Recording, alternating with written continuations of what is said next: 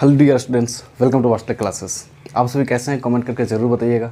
मैं आशा करता हूं कि आप सभी खुश और स्वस्थ होंगे और मन लगाकर पढ़ाई कर रहे होंगे।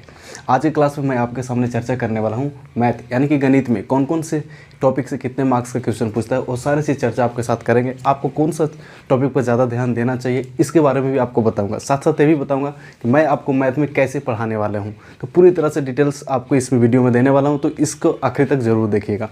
चलिए आगे बढ़ते हैं।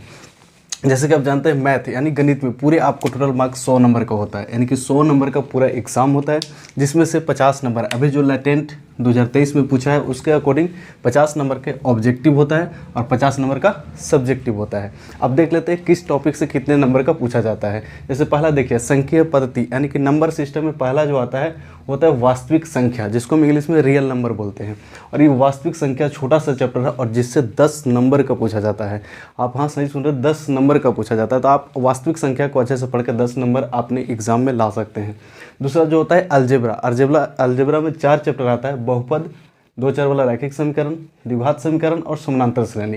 ये चारों चैप्टर पर अगर आपका कमांड होगा, पूरी तरह से अच्छा तरीका से आप पढ़ेंगे तो टोटल 20 नंबर आप इससे ला सकते हैं। यानी कि अलजेब्रा को पढ़कर बहुत जितने भी मैथ में टॉपिक है सब बहुत इजी कॉन्सेप्ट के साथ मैं आपको बतलाने वाला हूँ। तो सबसे पहले आप सिलेबस समझ लीजिए, क्योंकि कोई अगर 9th से 10th में गया है तो 10th में अगर अच्छा तैयारी करना चाहते हैं तो पहले आपको सिलेबस की जानकारी होनी चाहिए कि कौन सा टॉपिक से कितने मार्क्स का पूछता है, तभी आप अच्छा तैयारी कर पाएंगे।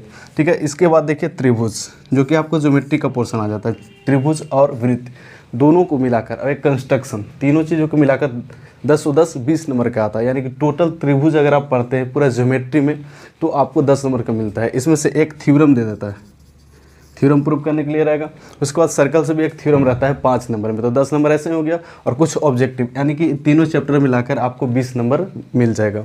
इसके बाद निर्देशांक ज्योमेट्री, निर्देशांक ज्यामिति, इधर से देखिए कोऑर्डिनेट ज्यामिति। कोऑर्डिनेट ज्यामिति जो पूरा है एक छोटा सा टॉपिक है, ठीक है, बहुत इंटरेस्टिंग चैप्टर है जिसे पढ़कर आपको मज़ा आ जाएगा। बस उसमें से सिर्फ 10 नंबर का पूछता है और छोटा चैप्टर है, 2-3 चैप्टर है, 10 नंबर आप यहाँ से ले सकते हैं। उसके बाद देखिए त्रिकोणमिति, यानी कि इसमें से जितने भी चैप्टर है संख्या पद्धति, अलजेब्रा और कोऑर्डिनेट, ये कहीं ना कहीं 8-9 में आप पढ़े होंगे। लेकिन त्रिकोणमिति 10th से ही स्टार्ट होता है।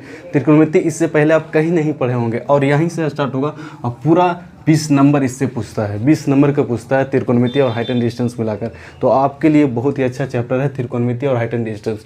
त्रिकोणमिति बहुत इजी चैप्टर भी है और सबसे ज़्यादा मार्क्स भी देता है। तो आपके लिए बहुत इंटरेस्टिंग होने वाला है कि त्रिकोणमिति पर ज़्यादा कमांड आप करिए और ज़्यादा ध्यान दीजिए। इसके बाद देखिए ये हो गया। इसके बाद मेंसुरेशन। मेंसुरेशन में 2 चीज़ आता है, वृत्त से संबंधित क्षेत्रफल और एक पृष्ठीय क्षेत्रफल एवं आयतन। इन दोनों मेंसुरेशन में आता है और मेंसुरेशन टोटल मिलाकर 10 नंबर आता है। ठीक है। तो इसका वेस्टेज उतना नहीं है। फिर देखिए स्टैटिक्स। स्टैटिक्स में आपको सांख्यिकी और प्रायिकता दोनों आता है, प्रोबेबिलिटी, ये 10 नंबर के मिलाकर पूछता है। आई होप आपको समझ में आ गया होगा कि किस टॉपिक से कितने मार्क्स का पूछता है। ठीक है। तो लेकिन आप तैयारी कहाँ से करना चाहते हैं उसको भी बता देते हैं। सबसे पहले देखिए आप ट्रिगोनोमेट्री में कमांड कीजिए। त्रिकोणमिति ऐसा चैप्टर है जो बहुत ईजी है और समझ में आसान से आ जाता है। अगर आप इसको अच्छी से तैयारी कर लेते हैं तो आपको 20 नंबर यहाँ से हो जाएगा। फिर हाइट एंड डिस्टेंस, अगर त्रिकोणमिति पढ़े तो हाइट एंड डिस्टेंस समझ में आना तय है। इसके बाद real number. Real number 10 number का पूछता है, बहुत इजी चैप्टर है, ये भी समझ में आ जाएगा। और कोऑर्डिनेट ज्योमेट्री। ठीक है। तो ये सारी चीज़ें था जो मैथ को बताने से पहले मैं आपको पूरे सिलेबस के बारे में बता दिया हूँ। अगर आपको कोई भी डाउट है तो कमेंट करके ज़रूर बताइएगा। ठीक है। मैं कैसे आपको बताने वाला वो भी बता देता हूँ। देखिए जैसे ही वास्तविक संख्या मैं आपको पढ़ाऊँगा तो वास्तविक संख्या में क्लास 10th में परिमेय, अपरिमेय, शांत, अशांत, ये सब पढ़ना है। लेकिन इसका बेसिक नहीं पढ़ना है। विषम संख्या, सम संख्या, भाज्य संख्या, अभाज्य संख्या, ये सब चीज़ें नहीं पढ़ना है। लेकिन मैं जो भी चीज़ आपको पढ़ाऊंगा एकदम बेसिक से हाई लेवल तक पढ़ाएंगे। यानी कि आप 8-9 में कहीं पढ़े हैं नहीं पढ़े उससे लेना देना नहीं है। आप हमारे साथ जुड़ेंगे तो पूरा बेसिक से लेकर हम आपको रिवाइज कराते हुए आगे बढ़ेंगे। ठीक है। उसी तरह बहुपद में, बहुपद किससे कहते हैं, बहुपद कौन होता है, कैसे जानेंगे कि बहुपद है, उस सारे चीज़ों को आपको बेसिक से पढ़ाएंगे। चाहे आप 8-9 में पढ़े या नहीं, बार बार बोल दें कि आप पढ़े या नहीं पढ़े उससे कोई लेना देना नहीं है। हम आपको बेसिक से सिखाते हुए आगे बढ़ेंगे। यदि इससे पहले आप मैथ से डर लगता था तो आप भूल जाइए, क्योंकि हम पढ़ाते नहीं सिखाते हैं और हम रटवाते नहीं समझाते हैं। ठीक है। तो हम आपको समझाते हुए आगे बढ़ेंगे। आई होप इस चीज़ सारी चीज़ समझ में आया होगा। अगर समझ में आया है, अगर अच्छा लग रहा है तो वीडियो को लाइक कर दीजिए। चैनल पर पहली बार है तो सब्सक्राइब जरूर करिएगा। इस वीडियो में इतना ही, मिलते हैं किसी अगली वीडियो में। तब तक के लिए जहाँ भी रहिए खुश रहिए, स्वस्थ रहिए, मन लगाकर पढ़ाई कीजिए, बड़े बुजुर्गों का सम्मान कीजिए, पिता और माता के काम में सहयोग जरूर कीजिए।